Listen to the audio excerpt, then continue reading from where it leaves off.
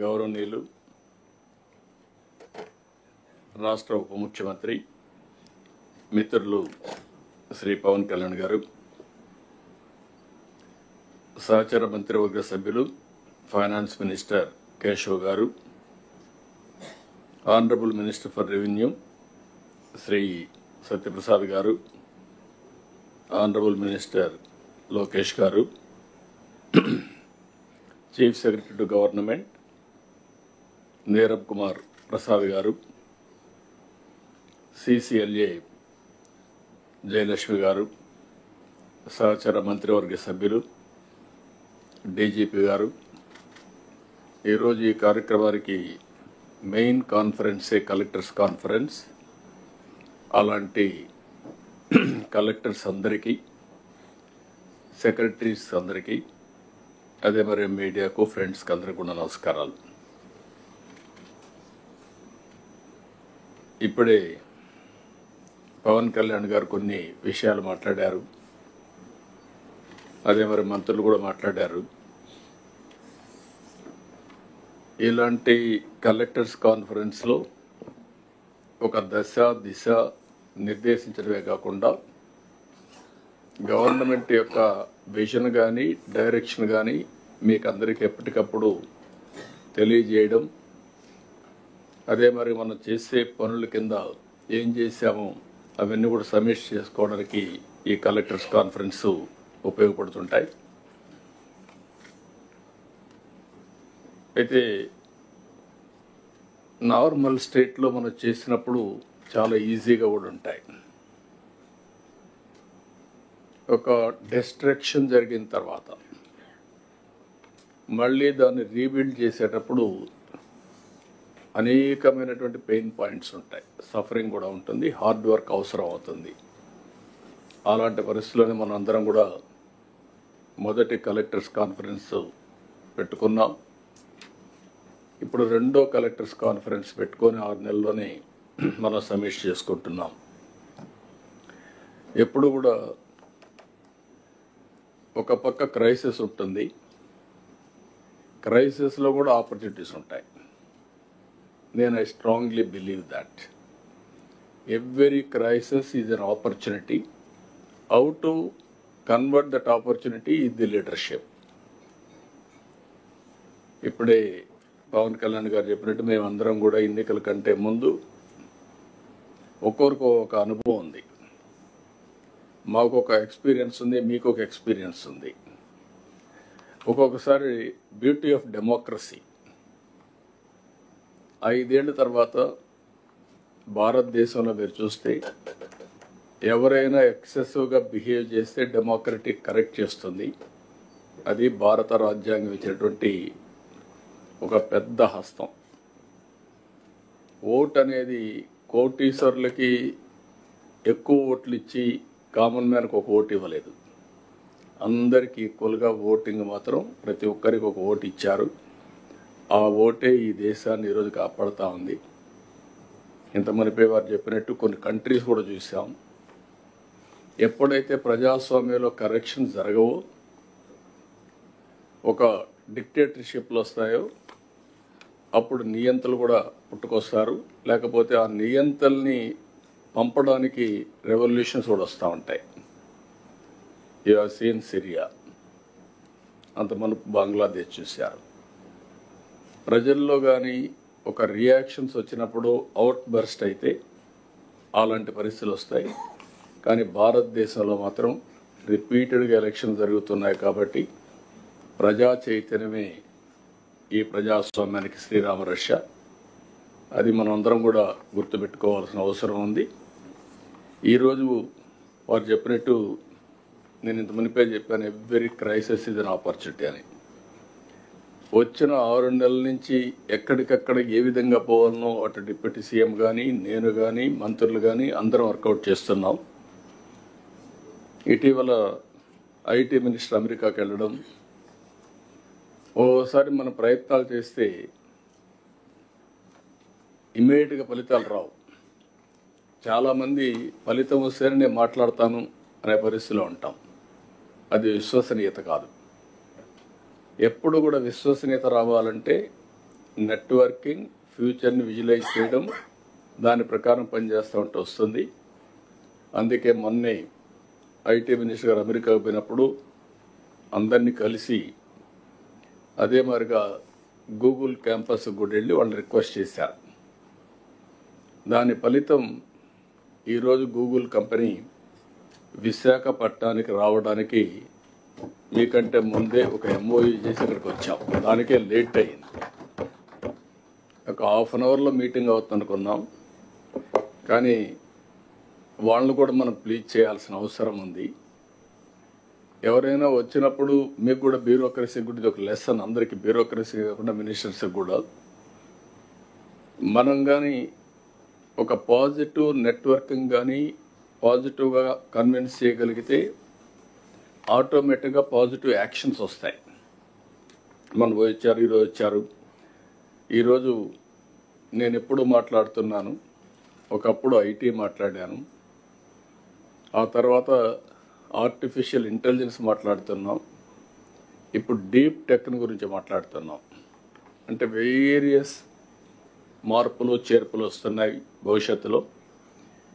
వారు ఈరోజు వచ్చినప్పుడు అగ్రిమెంట్ చేసుకునేది ఒక ఎంఓయూ చేశాం. We are looking at a big opportunity in AI. Signed an MOU with Google. This will help in huge development in Visakhapatnam. ఈరోజు వాళ్ళు వచ్చినప్పుడు అంటున్నారు, విశాఖపట్నం మీరు ప్రపోజల్స్ చెప్పిన తర్వాత వెళ్ళాం, ఫస్ట్ హ్యాండ్ కొంచెం సర్వే చేసుకున్నాం. మా లెక్క ప్రకారం one of the best city. We are totally impressed అనే పరిస్థితికి వచ్చారు. ఇప్పుడు బిగ్ ఫర్మ్స్ లైక్ గూగుల్ కానీ ఇక్కడికి వస్తే, విశాఖపట్నానికి వస్తే స్ట్రాటజిక్ ఇన్వెస్ట్మెంట్లో that is a game changer.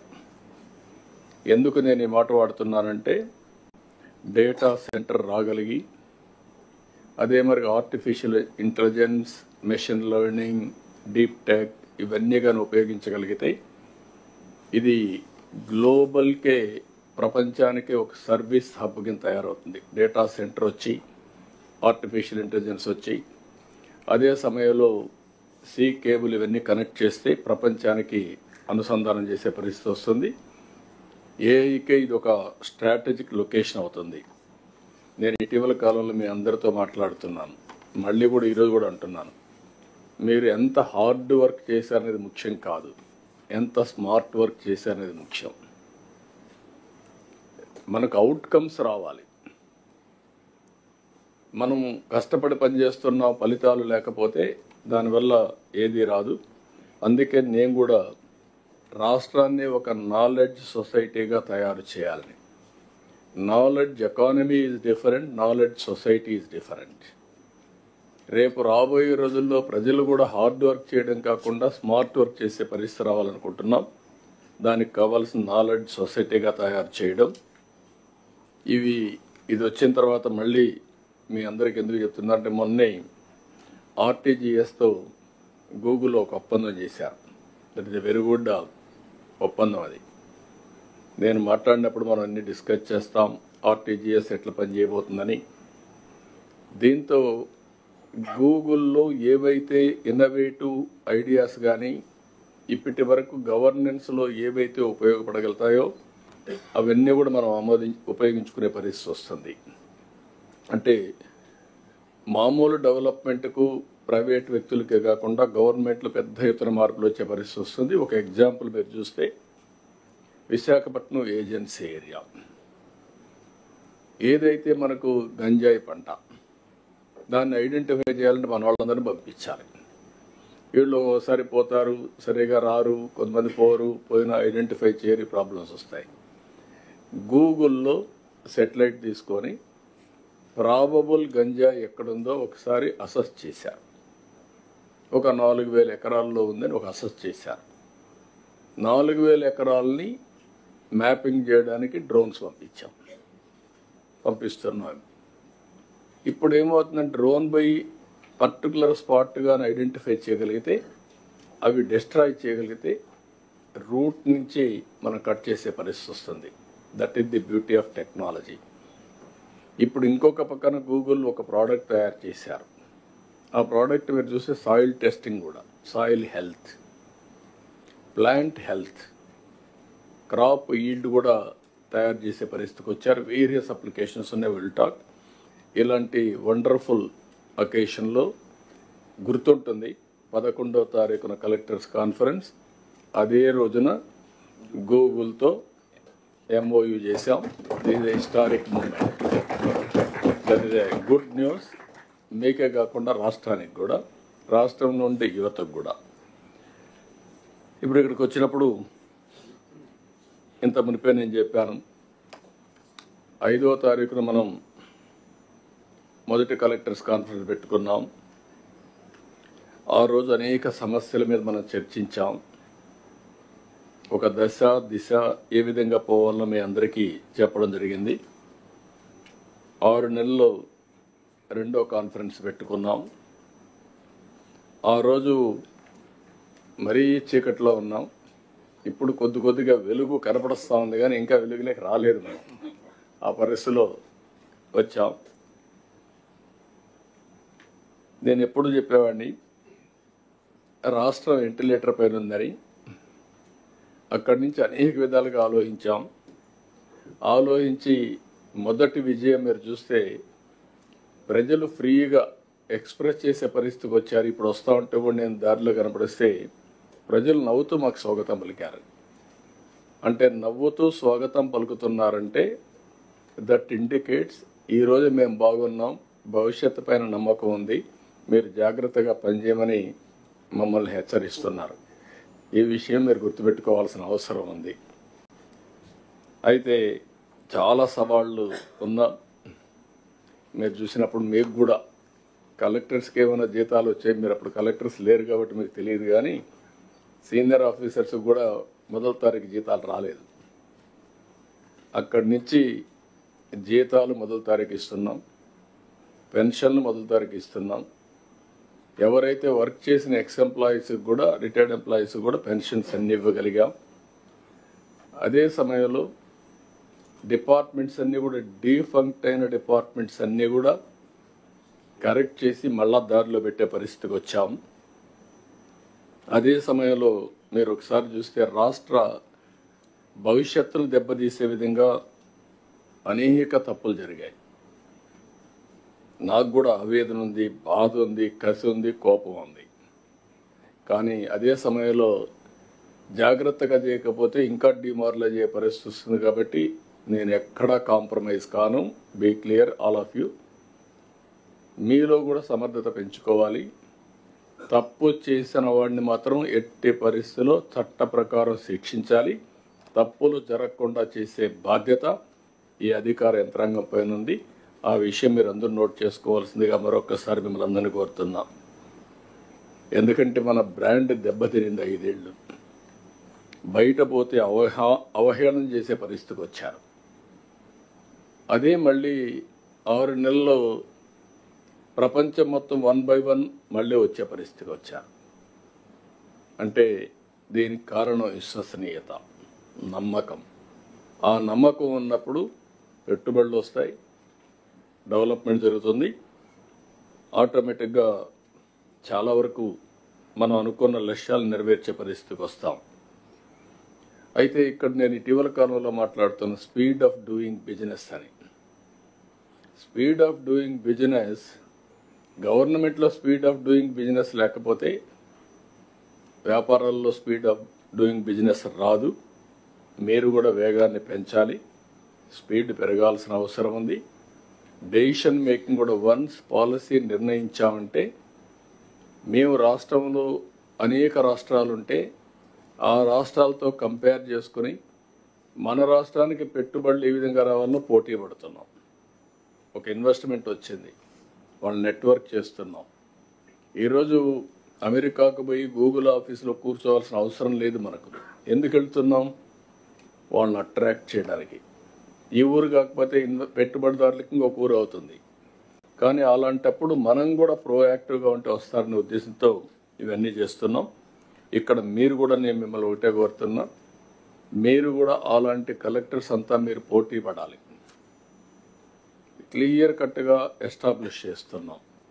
A collector performance మీ నాయకత్వంలో మీ జిల్లాలో ఏం జరిగిందో చాలా స్పష్టంగా ఎస్టాబ్లిష్ చేస్తున్నాం. It is opportunity for you, it is challenge for you to prove. ఈ విషయం మీరు గుర్తుపెట్టుకోవాల్సిందిగా మిమ్మల్ని అందరినీ మరొకసారి కోరుతున్నాం.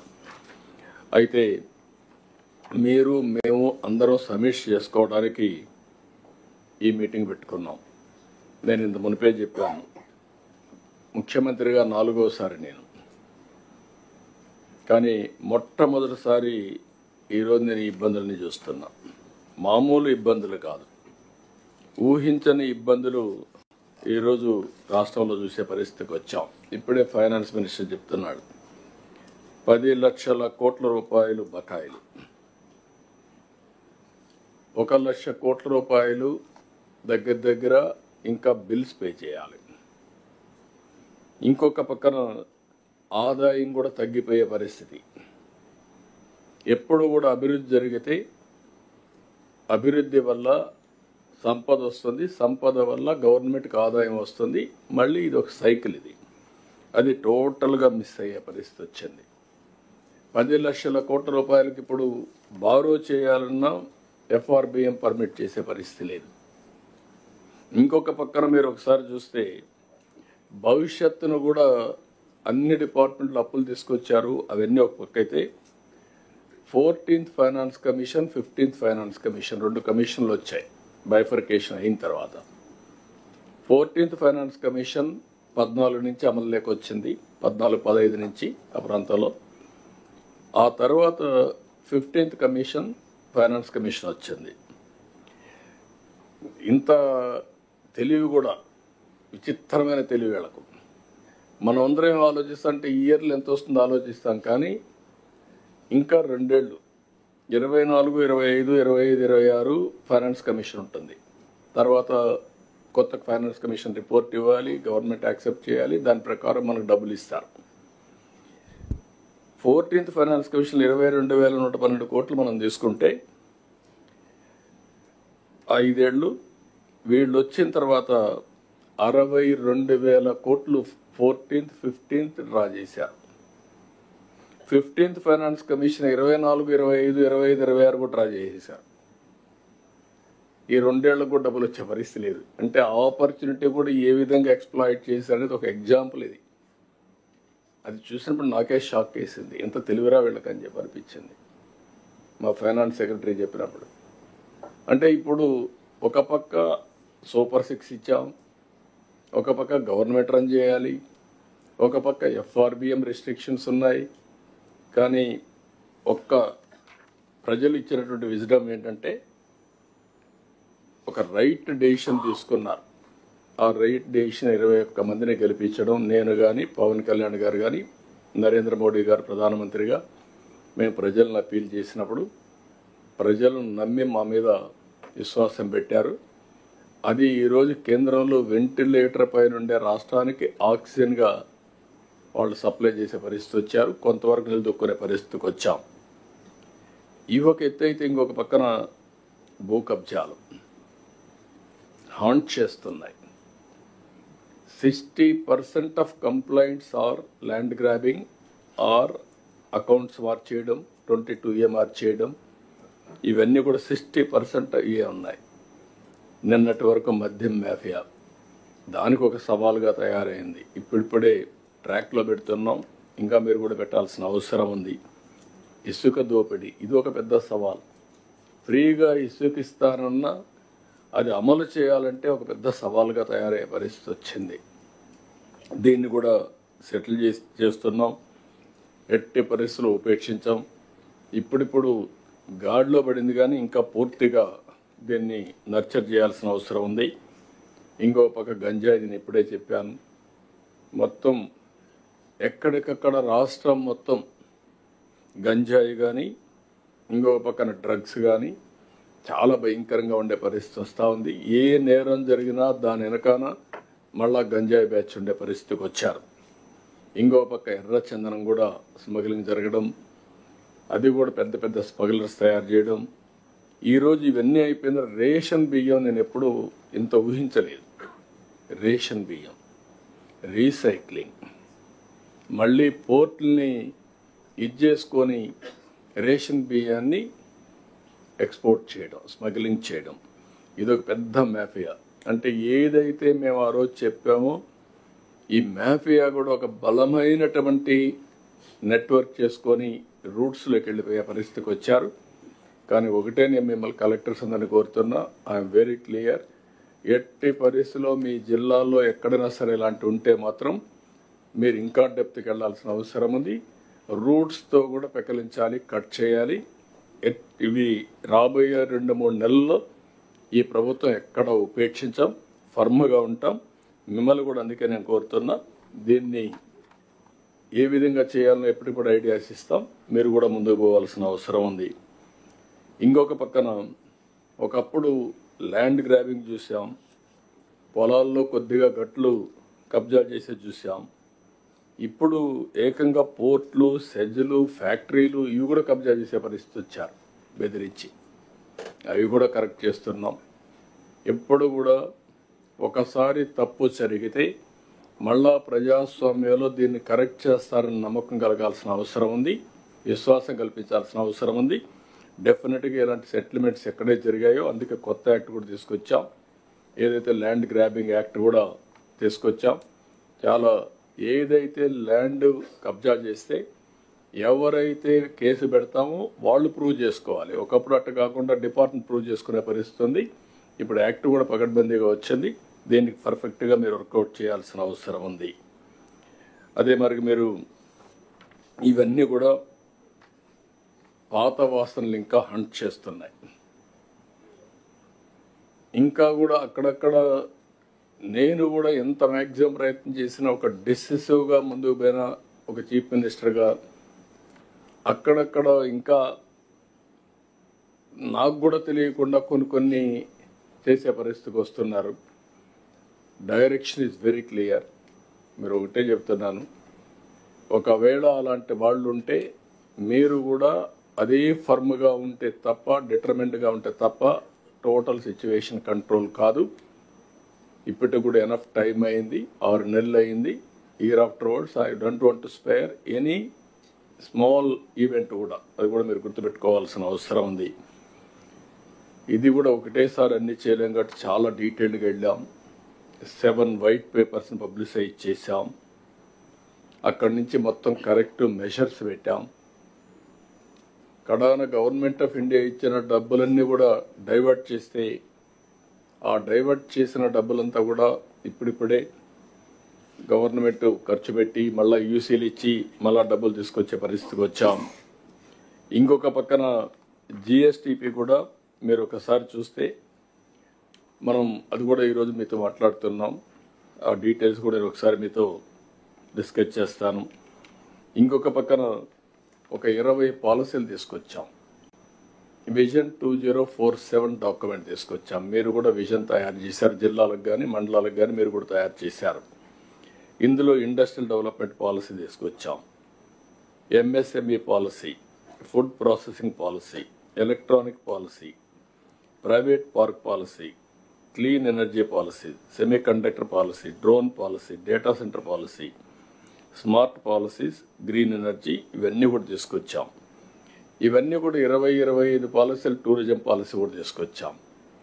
అంటే పాలసీ డాక్యుమెంట్ ఇచ్చాం, అదే మాదిరిగా విజన్ డాక్యుమెంట్ ఇచ్చాం, ప్రాసెస్ ఏం చేయాలనో బ్రాడ్గా గైడ్లైన్ ఇచ్చాం, కర్మయోగి ద్వారా ట్రైనింగ్ కూడా ఏ విధంగా చేయాలి, ఆన్లైన్ ఆఫ్లైన్ ట్రైనింగ్ కూడా తీసుకొచ్చాం. ఈ పాలసీస్ వచ్చిన తర్వాత, ఇవన్నీ చేసిన తర్వాత ఒక 4 లక్షల కోట్ల రూపాయలు పెట్టుబడి పెట్టడానికి వచ్చారు. దీనివల్ల ఒక 4 లక్షల మందికి ఉద్యోగాలు వస్తాయి. మేము ఎలక్షన్ ముందు చెప్పాం 20 లక్షల మందికి ఉద్యోగాలు ఇచ్చే బాధ్యత తీసుకుంటున్నాం. ఆ డైరెక్షన్లో మనం ముందుకు పోతున్నాం. అమరావతి సెట్ చేశాం. దగ్గర గవర్నమెంట్ ఆఫ్ ఇండియా 15,000 కోట్ల రూపాయలు ఇచ్చారు. నరేంద్ర మోడీ గారు అయితే పూర్తిగా సహకరించి 15,000 వాళ్ళు ఇచ్చారు. ఇంకొక 11,000 బయట కూడా 16,000 కోట్లు వేరే ఇన్స్టిట్యూషన్ దగ్గర డబ్బులు తీసుకునే పరిస్థితికి వచ్చాం. ఇప్పటికే ఒక 31,000 కోట్ల రూపాయలు అమరావతికి ఫైనాన్స్ మొబిలైజ్ చేశాం. అల్టిమేట్గా 50,000 కోట్లు కావాలి బిగినింగ్లో. దానికి కూడా ఏం చేయాలో వర్కౌట్ చేస్తున్నాం. ఇంకొక పక్కన పోలవరం నిర్మాణానికి 12,157 కోట్ల రూపాయల కేంద్రం ఆమోదించింది, శాంక్షన్ చేశారు. 2027కు పూర్తి చేయడానికి ఒక టైం బౌండ్ ప్రోగ్రాం పెట్టాం. దీనికి కూడా చాలా క్లియర్గా ఎవ్రీ మంత్ ఏం చేయాలనో ఇచ్చిన తర్వాత ఎట్టి పరిస్థితుల్లో 27కు పూర్తవుతుంది. ఇంకొక పక్కన మీరందరూ కూడా చాలా సిస్టమేటిక్గా పేదల సేవలో పింఛన్లు ఇచ్చే కార్యక్రమానికి శ్రీకారం చుట్టాం. 64 లక్షల మందికి ఎలాంటి ఇబ్బంది లేకుండా ఇంటికి వెళ్ళి పింఛన్ ఇస్తున్నాం. ఇంకొక పక్కన ఎవరైనా సరే ఆ పింఛన్ ఇచ్చేటప్పుడు వాళ్ళ మనుషులు ఎవరన్నా భర్త చనిపోతే భార్యకు ఆటోమేటిక్ ఇచ్చే పరిస్థితి తీసుకొచ్చాం. 1 నెలలో తీసుకోకపోతే 3 నెలలు క్యారీ చేసే పరిస్థితి, 3 నెలలకు కలిసి ఒకటేసారి ఇచ్చే పరిస్థితి కూడా తీసుకొచ్చాం. ఒక విషయంలో మీరు గుర్తుపెట్టుకోవాల్సింది, దేశంలో ఇంత పెద్ద ఎత్తున పింఛన్లు ఇచ్చే ఏకైక రాష్ట్రం ఆంధ్రప్రదేశ్ రాష్ట్రం. మనకి ఎక్కువ ఆదాయం ఉంది కాదు, పేదలకు చాలా వరకు వెసులుబాటు వచ్చే పరిస్థితికి వస్తుంది. 4,000, 6,000, 10,000, 15,000 రూపాయలు ఇస్తున్నాం.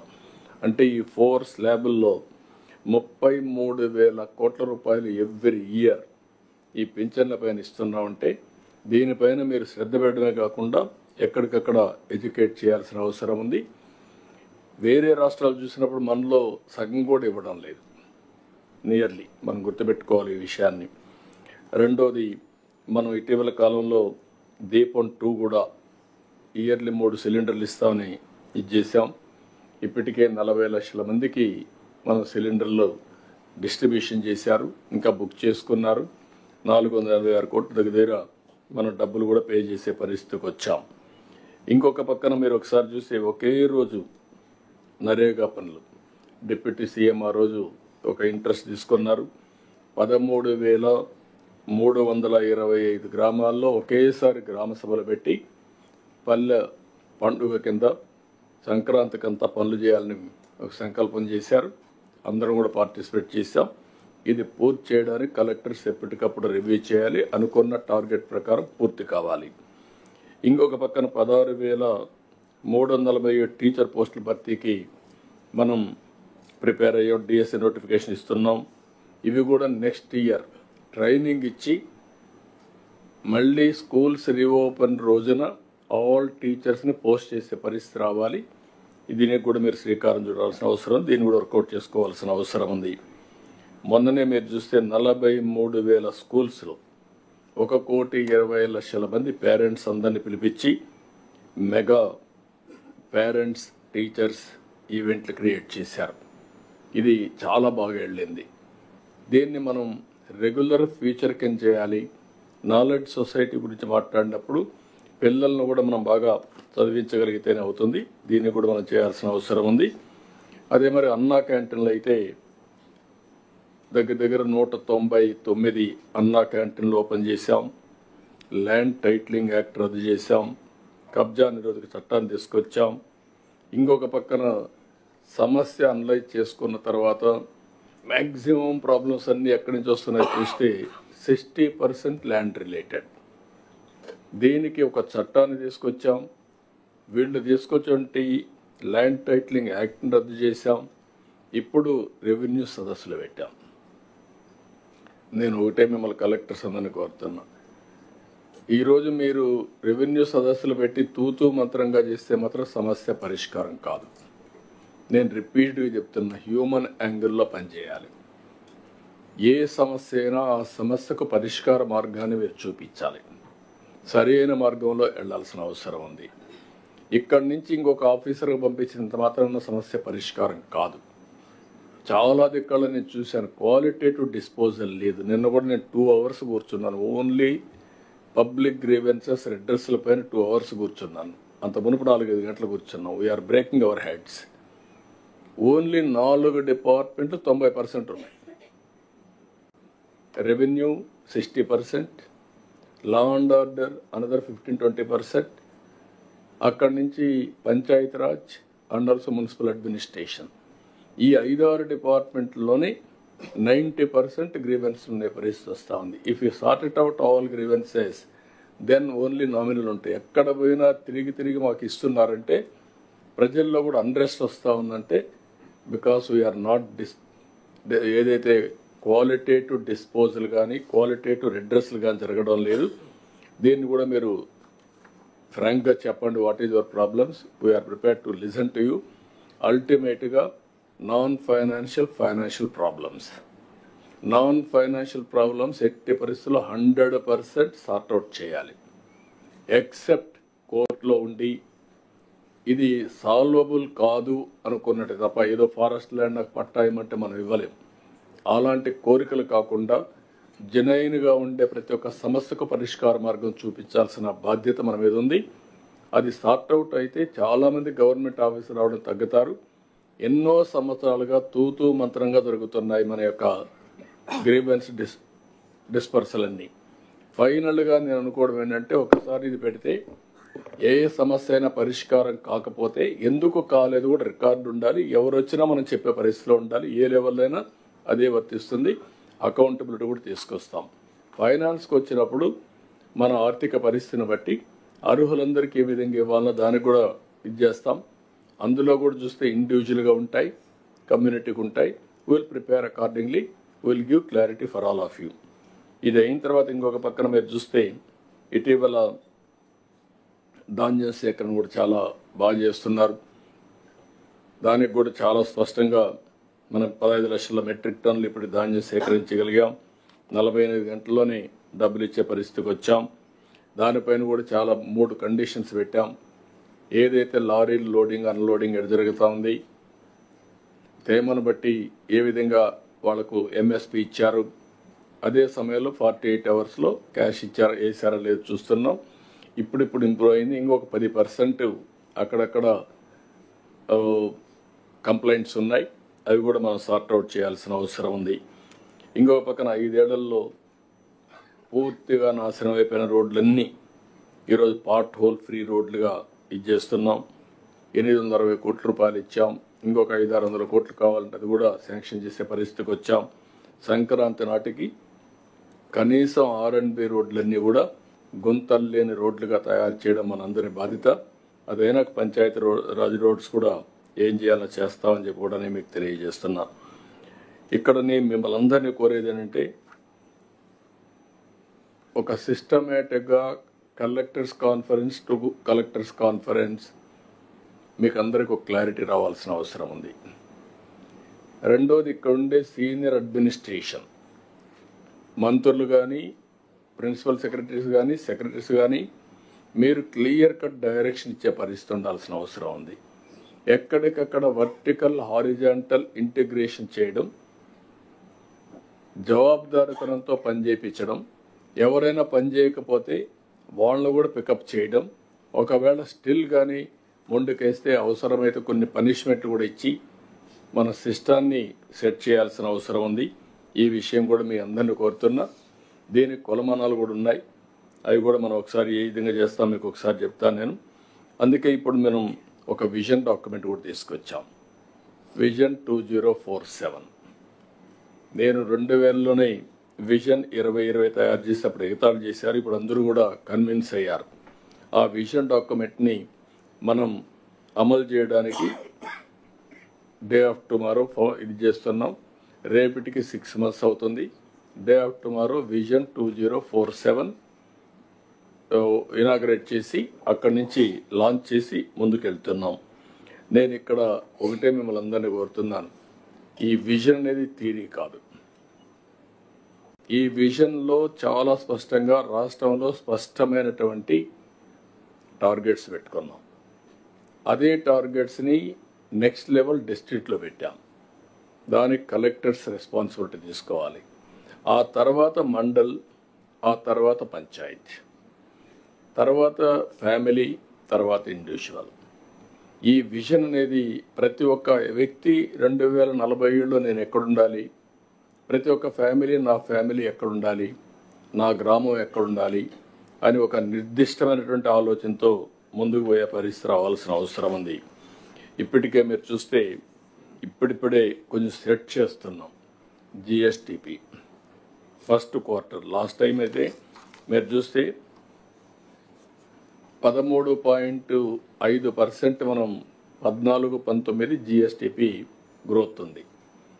1% గ్రోత్ రేట్ పెంచితే దానివల్ల దగ్గర 15,000 నుంచి 16,000 కోట్ల రూపాయలు రాష్ట్రానికి అదనంగా ఆదాయం వస్తుంది. 3% అంటే దగ్గర 45 to 50,000 crores అడిషనల్గా ఇన్కమ్ వచ్చే పరిస్థితి వస్తుంది. అలాంటిది గడిచిన 5 ఏళ్లలో 10.5 తగ్గిపోయింది, అంటే 3% తగ్గింది. 3% అంటే దగ్గర మనకు వచ్చే అవకాశాలు 45 నుంచి 50,000 కోట్ల రూపాయల ఆదాయం తగ్గే పరిస్థితి వచ్చింది. ఇప్పుడు కూడా ఫస్ట్ క్వార్టర్లో మళ్ళా స్టార్ట్ చేశాం. ఫస్ట్ క్వార్టర్లో ఆల్ ఇండియా 9.7 అయితే మంది 9.55 వచ్చింది. సెకండ్ క్వార్టర్కి పికప్ చేశాం.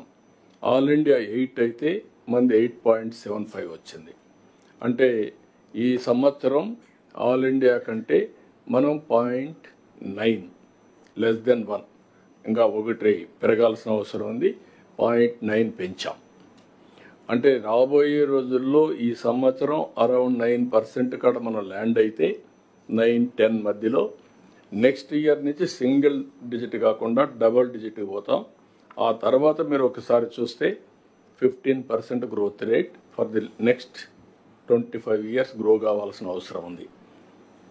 అది మీరు అందరూ కూడా ప్లాన్ చేసుకోవాల్సింది. 15% గ్రోత్ రేట్ కంటే తగ్గితే ఆ జిల్లాలో ఉండే కలెక్టర్స్ లేకపోతే రాష్ట్రం కూడా మనం రివ్యూ చేసుకొని ముందుకు పోవాల్సిన అవసరం ఉంది.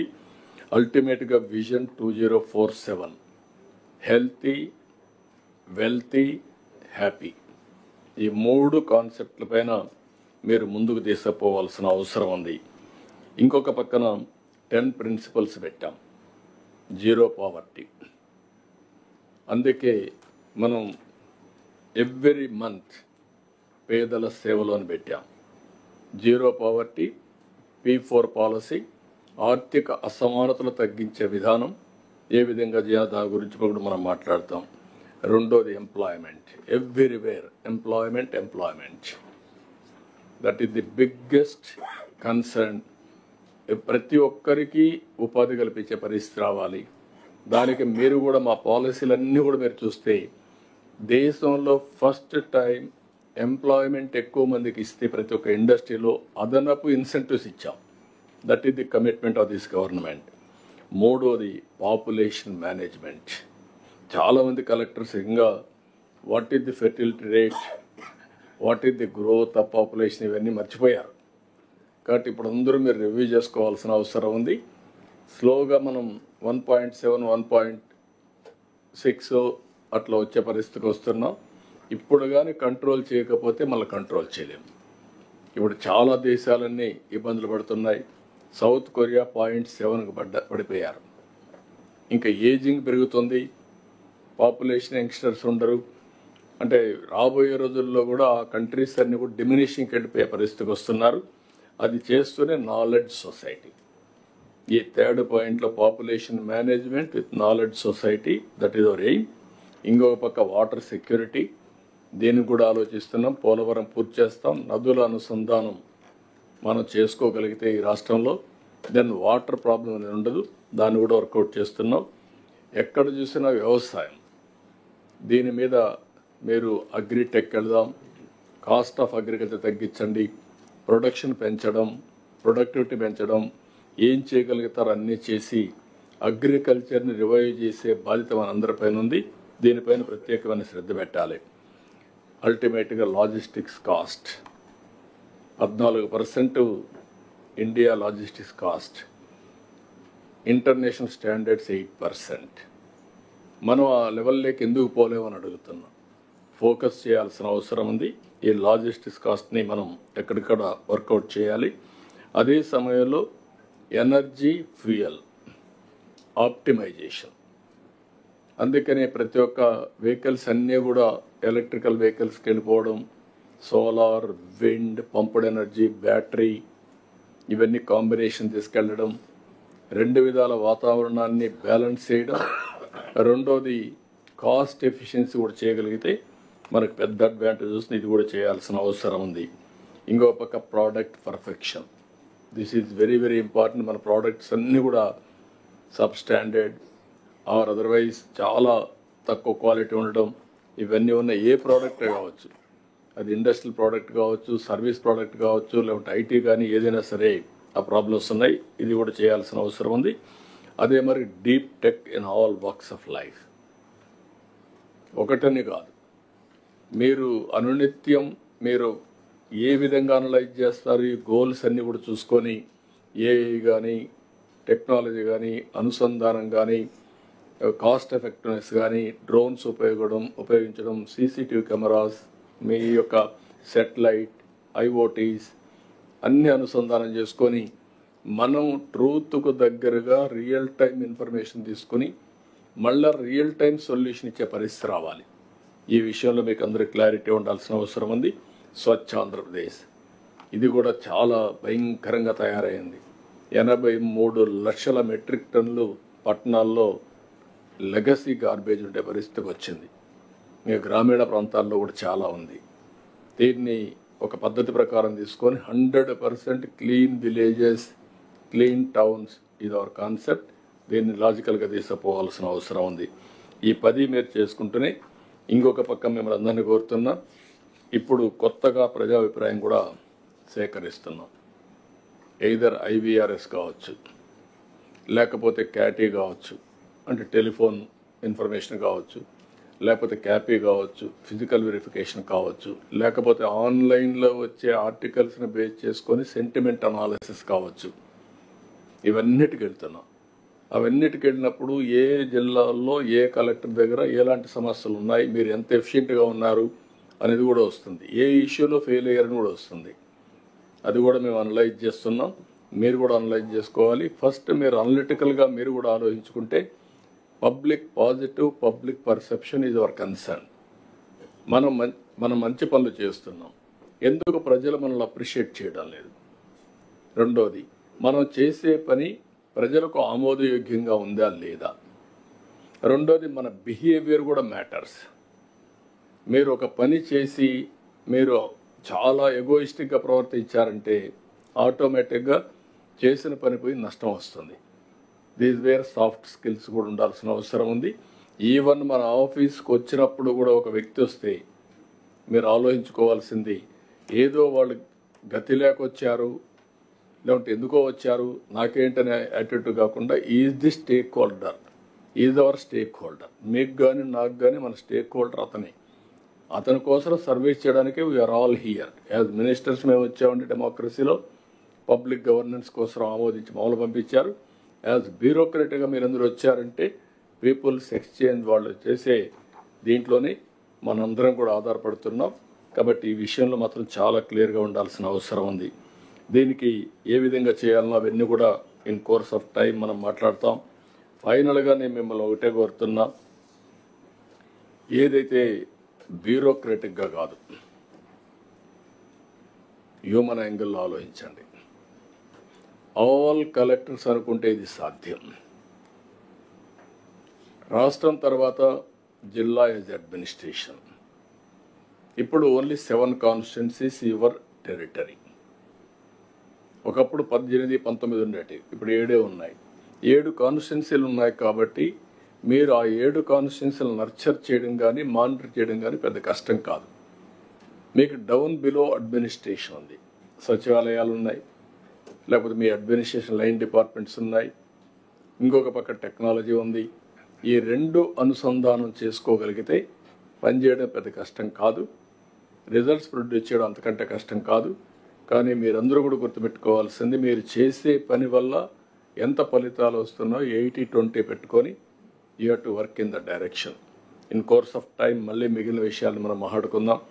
ఫైనల్గా నేను మిమ్మల్ని రిక్వెస్ట్ చేసేది ఏంటంటే, కలెక్టర్స్ అందరూ మీ సమర్థతతో ప్రజలకు న్యాయం జరుగుతుంది.